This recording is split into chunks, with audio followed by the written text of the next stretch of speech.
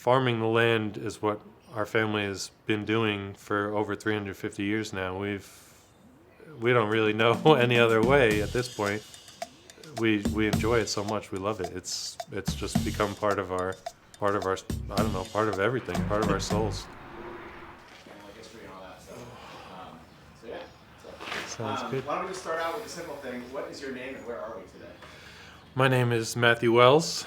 We're on my family farm, Wells Homestead Acres. We've been here since 1661. So I was born here. I was not on this farm, but in this town. And I grew up in the farmhouse that's just behind us here. As I got older, I worked on the farm with my dad a lot, picking up potatoes by hand and putting them into crates. It was like an all-day affair. And I'd get like 5 crates done, and the other people would have like 100 done. So slowly, as I got older and older, I started to do more tractor work and started to learn the aspects of farming. And then after college, decided I need to make a change, and I met my now wife in the city, and we decided to open up a yoga studio in the city, which we still own. To be honest, that was probably one of the best things I could have done, run my own business. And I always kind of stayed connected. I'd come out here at least once or twice a month to see what was going on and help out if there was, something that needed to be helped out on. So are you sort of in charge of everything? I am now, yep.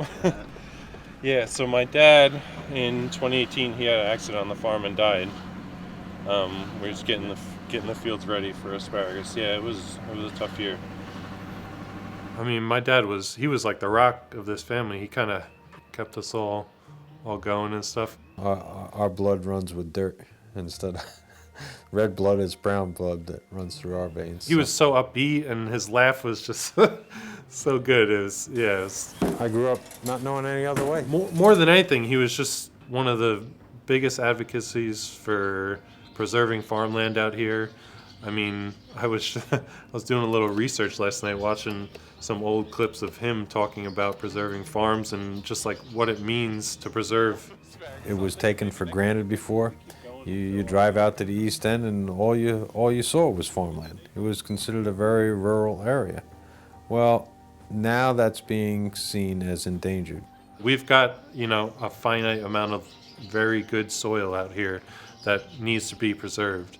And I think almost over 10,000 acres have been preserved out here already, which is about a third of what's available.